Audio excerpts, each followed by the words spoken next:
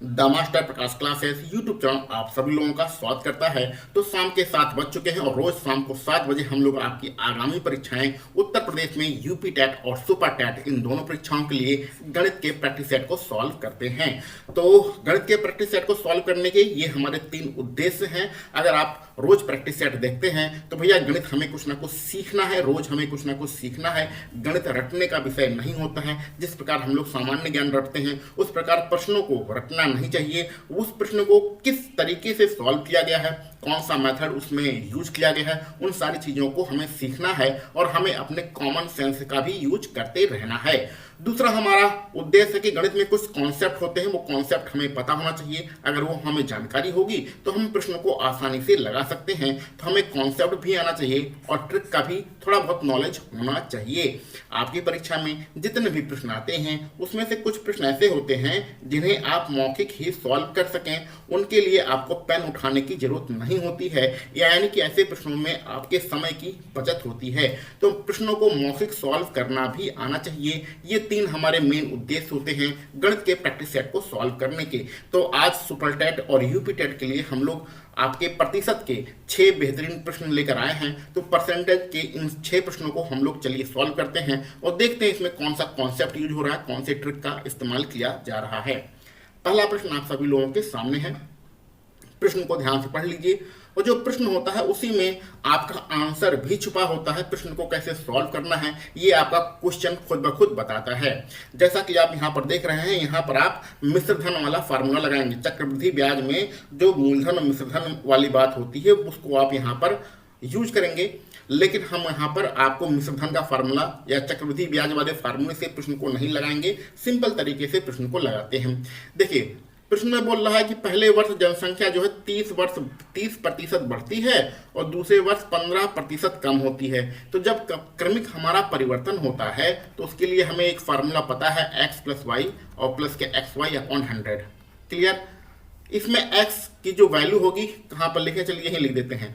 x की जो value होगी वो 30 होगी क्योंकि ये बढ़ रहा है इसलिए प्लस में रहेगा। और y जो दूसरी हमारी वैल्यू होगी वो घट रहा है, यानी दूसरे साल घट रहा है, यानी 15% हमारा माइनस में रहेगा। वैल्यू को पुट करते हैं। x की वैल्यू 3 है, 30 है, y की वैल्यू माइनस के 15 है और y की वैल्यू जो -15 करेंगे तो ये प्लस वाला चिन्ह हो जाएगा माइनस में, यहाँ 30 और यहाँ हो जाएगा 15। यहाँ -15 करते हैं तो ये प्लस माइनस हो जाता है, इसलिए पहले ही उसे माइनस कर दिया। इसको सॉल्व करते हैं, 0 से 0 यहाँ कैंसिल, यहाँ 30 में से 15 जाएगा तो यहाँ पर 15 बचेगा और माइनस के इसको सॉल्व करते हैं। ये 3 बार जाएगा, ये 2 बार जाएगा, 3 त्रिक 9, 9/2 हो जाएगा। अच्छा, इसको दशमलव में नहीं चेंज करेंगे क्योंकि दशमलव में प्रश्न को सॉल्व करना हमें तो बहुत ज़्यादा दिक्कत भरा लगता है। चल इसको सॉल्व करते हैं। 15 दूनी 30, 2 का पहाड़ा 15 पढ़ेंगे 30, 30 में से 9 जाएगा, हो जाएगा 21, 21/2%। दशमलव में नहीं चेंज करेंगे, दिक्कत होती है। क्लियर। तो हाँ, एक चीज़ और आपको जानकारी होना चाहिए कि कोई भी चीज़ कितना होती है, 100% होती है। कोई भी चीज़ कितनी होती है भैया, 100% होती है। तो यानी कि 2 वर्ष पहले हमारी जनसंख्या कितनी थी, परसेंटेज में अगर बात करें 100% थी। 2 वर्ष बाद जनसंख्या कितनी बढ़ गई, 21/2% बढ़ गई है। तो पहले वो कितनी थी, 100% थी और 21/2% बढ़ गई है। तो टोटल कितना हो जाएगा, इसको ऐड कर लीजिए। 100 का पहाड़ा 2 में पढ़ेंगे 200 और 21 जोड़ेंगे तो 221/2%।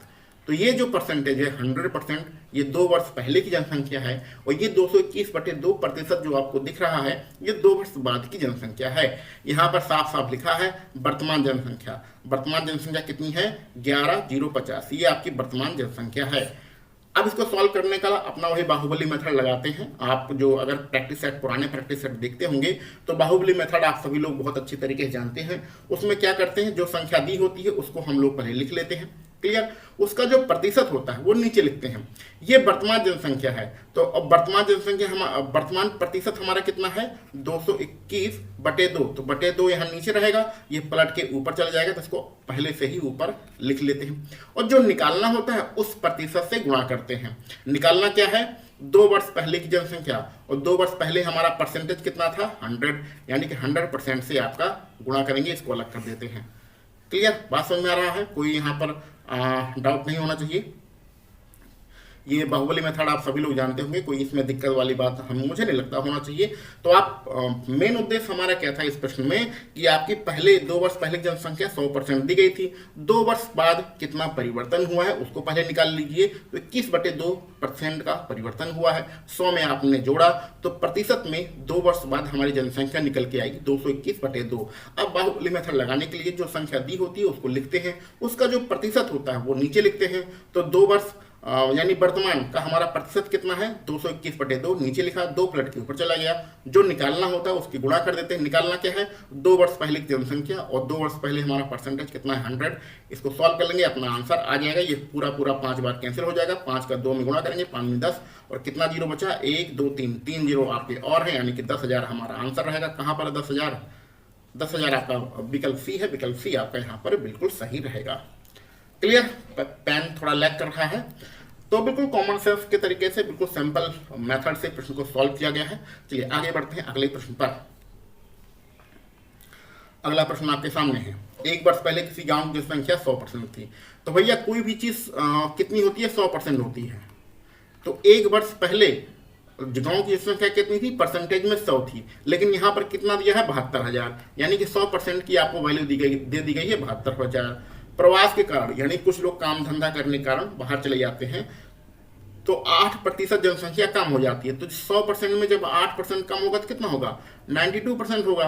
तो 92% हो जाता है तो उसकी वर्तमान जनसंख्या क्या होगी, यानी कि 1 साल में घटकर जो जनसंख्या है वो 92% हो गई है।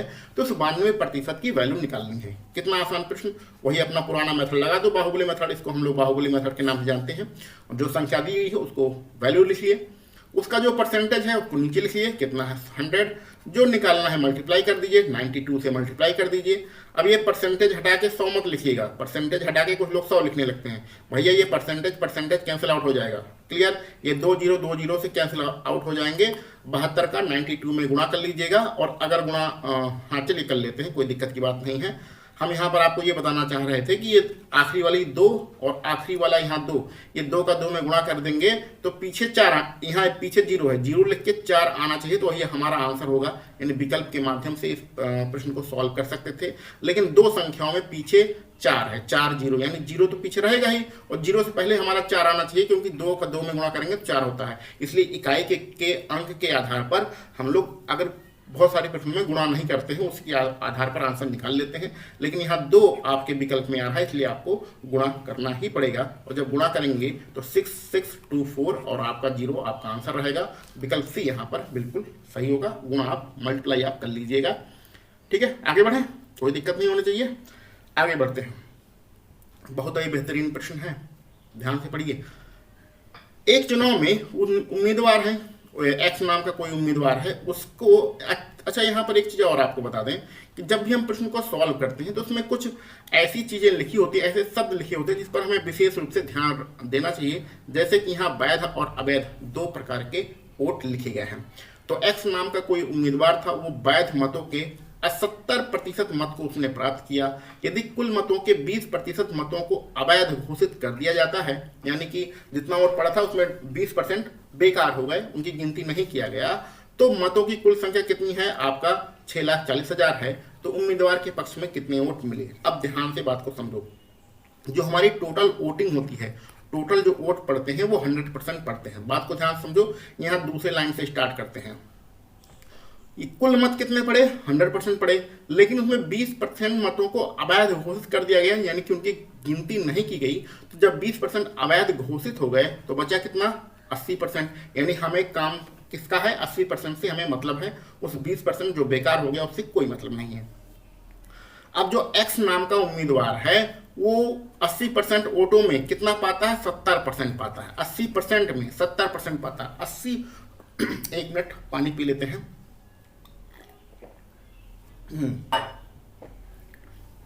देखो भैया, ये जो 70% लिखा है ये टोटल का 70% नहीं लिखा है, यहाँ साफ साफ लिखा है वैध का 70%, और वैध हमारे पास कितने हैं 80%।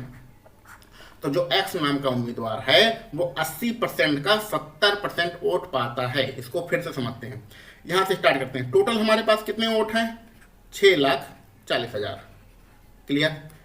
इसमें वैलिड कितने हैं, यानी जिसको हम लोग वैध मत कहते हैं, कितने हैं, 80% हैं, क्योंकि 20% इनवैलिड हो गए, अवैध हो गए, तो बचा कितना, 80% है। जो एक्स नाम का उम्मीदवार है उसको कितना मिलता है, इस वैलिड वोट का 70% मिलता है, ठीक है। और चूंकि 80% का 70% मिलता है, जैसे हम लोग क्या लिखते हैं बार बार, जैसे यहाँ पर लिख के बता देते हैं, चलिए यहाँ पर लिखते हैं 80% का 70%, इस शब्द का हम लोग बार बार इस्तेमाल कर रहे हैं, और इस का मतलब होता है गुणा, तो वही गुणा का निशान हमने बीच में लगाया है, ठीक है।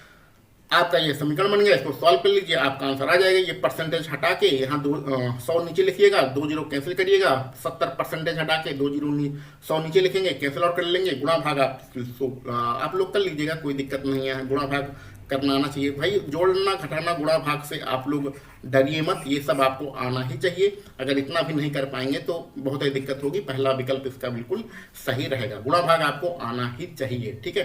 गुणा ट्रिक इतना मत सीख लीजिए कि आप जोड़ घटाना गुणा भाग भूल जाए, अगर ये नहीं आएगा तो भाई प्राइमरी के अध्यापक कैसे बनेंगे। आगे बढ़े, चलिए आगे बढ़ते हैं। बेहतरीन सा प्रश्न आपके सामने है,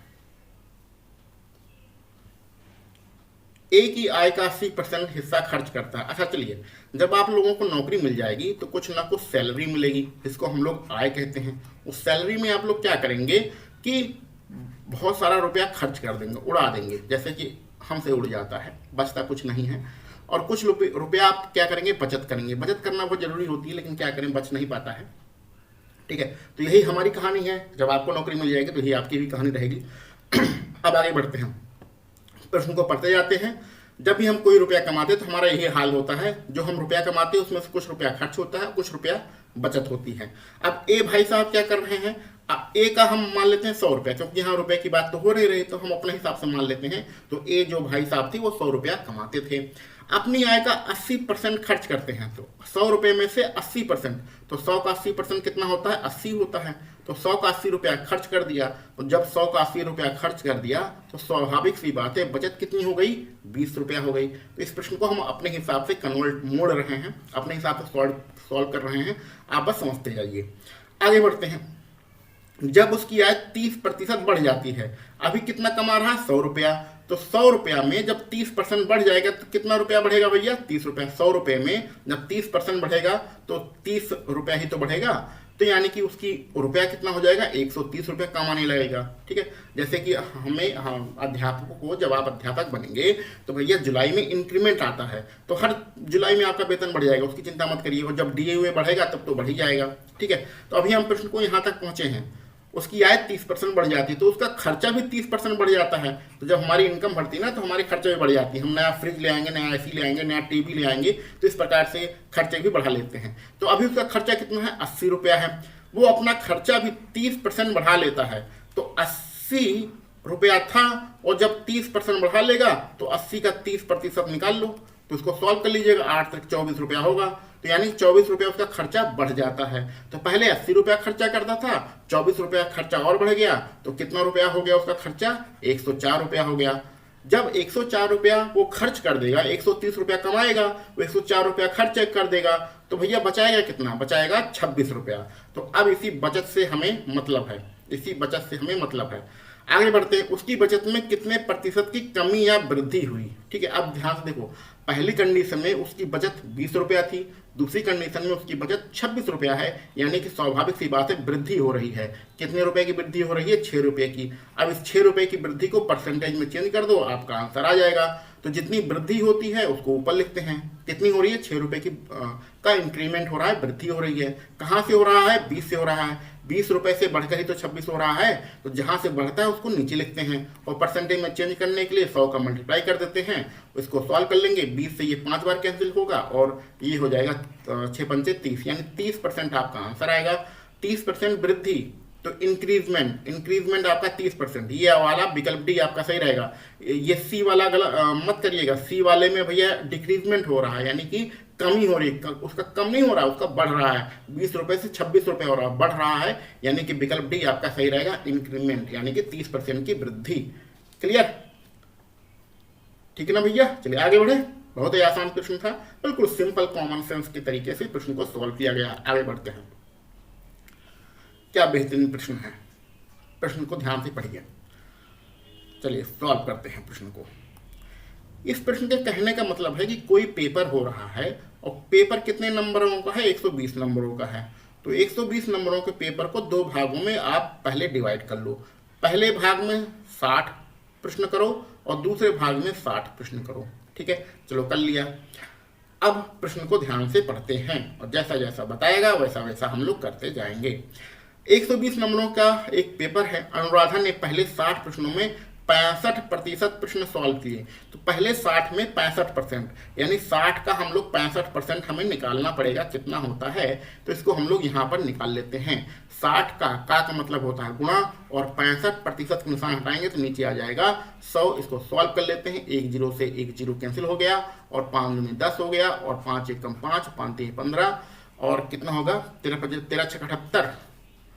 अच्छा 2 से कैंसिल हो जाएगा, 2 3 6, 13 3 39। यानी कहने का मतलब है पहले 60 प्रश्नों में जब वो 65% प्रश्न सॉल्व करेगी तो कुल मिला के वो 39 क्वेश्चन सॉल्व करेगी। कुल कितने क्वेश्चन सॉल्व करेगी, 39 क्वेश्चन सॉल्व करेगी। आगे बढ़ते हैं। परीक्षा में 75% अंक प्राप्त करने के लिए शेष कितने प्रतिशत प्रश्नों को सॉल्व करना होगा। तो शेष हमारे पास 60 प्रश्न बचे हैं, उसमें से कितने प्रतिशत प्रश्नों को वो सॉल्व करे जिससे उसका टोटल जो है 75% आ जाए। तो टोटल हमारे पास कितने प्रश्न हैं, 120 हैं। 120 का मतलब होता है गुणा, और 75% के निशान हटाते हैं तो नीचे आ जाएगा 100। इसको सॉल्व कर लेते हैं, हमें पहले ये पता चल जाए कि टोटल उसे कितना प्रश्न सॉल्व करना है। तो 25 से कैंसिल आउट करते हैं, 25 3 75 और 25 चौके 100 और 4 3 12 हो जाएगा 30, हो जाएगा 90। ठीक है, मल्टीप्लाई करेंगे 30 और 3 का 90, यानी कि अगर हम 120 प्रश्नों में 90 प्रश्न सॉल्व कर लेंगे तो हमारा 75% बन जाएगा। 120 का ये 75% निकाला गया है। कितने प्रश्न आ रहे हैं, 90 प्रश्न। तो टोटल हमें 90 प्रश्न सॉल्व करना है। पहले 60 प्रश्नों में उसने 39 प्रश्न सॉल्व किया, तो दूसरे 60 प्रश्नों में कितना सॉल्व करेगी, दूसरे 60 में वो 51 प्रश्न सॉल्व करेगी, तभी तो 90 होगा। पहले 60 में अगर उसने 39 सॉल्व किया है और टोटल उसे 90 प्रश्न सॉल्व करना है, तो यानी कि अगले 60 प्रश्नों में 51 प्रश्न सॉल्व करना पड़ेगा, तभी तो इन दोनों को जोड़कर उसका 90 होगा। ये बात समझ में आ गया। यानी कि दूसरी कंडीशन में उसको 60 में से 51 प्रश्न सॉल्व करना पड़ेगा। अब इसी को आप परसेंटेज में चेंज कर दीजिए, आपका आंसर आ जाएगा। साफ साफ लिखा ना, शेष कितने प्रतिशत प्रश्नों को सॉल्व करिए। तो कितने सॉल्व कर रहा है, 51 सॉल्व करना पड़ेगा। कितने में से, 60 में से, यानी जितने में से सॉल्व करते हैं वो नीचे होता है। मल्टीप्लाई बाई 100 कर देंगे, आपका आंसर आ जाएगा। 0 से 0 कैंसिल हो गया और इसे 2 से कैंसिल करते हैं, 2 3 6 और ये 5 बार हो गया, और ये 3 से करेंगे तो 3 एकम 3, 3 7 21 और 17 बचे कितना हो जाएगा भैया, 85। तो 85, ये पैन जो है थोड़ा सा लैग करता रहता है, तो आप लोग उसको एडजस्ट कर लीजिएगा। ये सेटिंग हम इसमें सही नहीं कर पा रहे हैं। 85% कहाँ पर है, विकल्प डी आपका बिल्कुल सही है। कोई टेक्निकल की हमें ज़रूरत है जो इस तरह से पावर पॉइंट को बिल्कुल मैनेज कर दे, लेकिन क्या करें, कोई मिल नहीं रहा है। आगे बढ़ते हैं। बेहतरीन सा प्रश्न आपके सामने है, आसान है, कोई ज़्यादा कठिन नहीं है। ए का वेतन का 2 गुना बी के वेतन के 5 गुने के बराबर है। यानी ए का अगर वेतन हम 2 गुना कर दें, 2 का गुना कर दें, तो ये जो वैल्यू होगी बी के वेतन के 5 गुने के बराबर होगी। ठीक है, तो बी को जरा ए के नीचे ले आओ तो ए बटे बी हो गया। ठीक है, यहाँ बी के बगल में 5 है और यहाँ 2 को 5 के नीचे ले आओ तो 2 हो गया। ठीक है, यानी कि हम इसको कह सकते हैं, इसको हम क्या समझ सकते हैं, इसको ये समझ सकते हैं कि ए के आगे 5 लिखा है और बी के आगे 2 लिखा है, यानी ए की वैल्यू 5 और बी की वैल्यू 2। ठीक है, यहाँ पर ये इसके कहने का मतलब है। आगे बढ़ते हैं, अगली लाइन से पढ़ते हैं। और बी के वेतन का 4 गुना, बी का वेतन का 4 गुना, यानी बी के वेतन में अगर हम लोग 4 का गुणा करें तो सी के वेतन का 2 गुना, तो सी के वेतन में हम 2 का गुणा करें तो ये दोनों बराबर हो जाते हैं। तो अब सी को बी के नीचे ले आते हैं तो बी बटे सी हो जाएगा। यहाँ क्या बचा है 2 और 4 का 3 गुणा होगा तो ये 2 के नीचे पहुंच जाएगा। अब ध्यान से इसको बात को समझिएगा, यहाँ पर बहुत ही, इसको कैंसिल मत करिएगा, 2 से 2 कैंसिल मत करिएगा। यहाँ पर देखिए बी की वैल्यू 2 है और सी की वैल्यू 4 है। दोनों कंडीशन में बी की वैल्यू 2 हमें दिख रहा है, और यानी कि ये हमारा समीकरण, इसको हम अनुपात के रूप में लिख सकते हैं। अगर b की वैल्यू दोनों कंडीशन में बराबर है तो इस सारी संख्याओं को हम अनुपात के रूप में लिख सकते हैं। a की वैल्यू कितनी है 5, बी की वैल्यू है, दोनों कंडीशन में 2 है और सी की वैल्यू कितनी है 4। अगर बी की वैल्यू दोनों कंडीशन में बराबर ना होती तो हम इसे गुणा भाग करके कुछ ना कुछ बराबर करने की कोशिश करते हैं। ठीक है, अब आगे बढ़ते हैं। यदि सी का वेतन 1600 रुपया है तो ए का वेतन क्या होगा? तो अनुपात में देखिए सी की वैल्यू कितनी है 4, यानी 4 अनुपात की वैल्यू हमें प्रश्न में दिया गया है 1600 रुपया। सी का वेतन कितना है 4 रुपया है, अनुपात में है, लेकिन एक्चुअल वैल्यू कितनी है 1600 रुपया है। इसमें अगर हम 4 का भाग कर दें तो एक अनुपात की वैल्यू कितनी हो जाएगी आपकी 400 रुपया हो जाएगी। ठीक है, ए का वेतन निकालना है। ए का वेतन कितना है? ए का वेतन ये वाला, ए का अनुपात कितना है 5 है, यानी 5 अनुपात की वैल्यू निकालना है। तो ऊपर वाले समीकरण में 5 गुणा कर दो तो 5 चौके हो जाएगा 20 और कितना 2 जीरो यानी कि 2000 आपका आंसर रहेगा। कहाँ पर है? पहला वाला विकल्प आपका बिल्कुल सही है। ठीक है, एक अनुपात की वैल्यू 400 है तो 5 अनुपात की वैल्यू निकालना है। तो 5 का इसी संख्या में, कुछ लोग समझ नहीं पाते हैं, चलिए गुणा करके बता देते हैं। इसमें 5 गुणा कर दीजिए तो यहाँ 5 अनुपात आ गया और यहाँ हो गया 5 चौके 20 यानी 2000। और ए का वेतन कितना है 5, यानी 5 अनुपात की हमें वैल्यू निकालनी थी। 5 अनुपात की वैल्यू हमारा 2000 रुपया है। अनुपात के तरीके से इस प्रश्न को सॉल्व किया गया है। तो आज हमारे पास 6 प्रश्न थे जो कि परसेंटेज के प्रश्न थे। इनको बहुत ही कॉमन सेंस और बेसिक कॉन्सेप्ट के साथ हमने सॉल्व किया। कोई बहुत ज़्यादा इसमें कॉम्प्लिकेटेड बनाने की कोशिश नहीं की गई है। अगर आप लोग उत्तर प्रदेश में यूपी टेट और सुपर टेट की तैयारी कर रहे हैं तो इस यूट्यूब चैनल को आप लगातार सपोर्ट करते रहिए। अपने दोस्तों में, मित्रों में भी जो भी जानने वाले हैं उन्हें भी इस यूट्यूब चैनल के बारे में बताते रहिए और सबको इसी प्रकार से सपोर्ट बनाए रहिए। चलिए मिलते हैं हम लोग अगले किसी वीडियो लेक्चर में। आप सभी लोगों को वीडियो देखने के लिए बहुत बहुत धन्यवाद।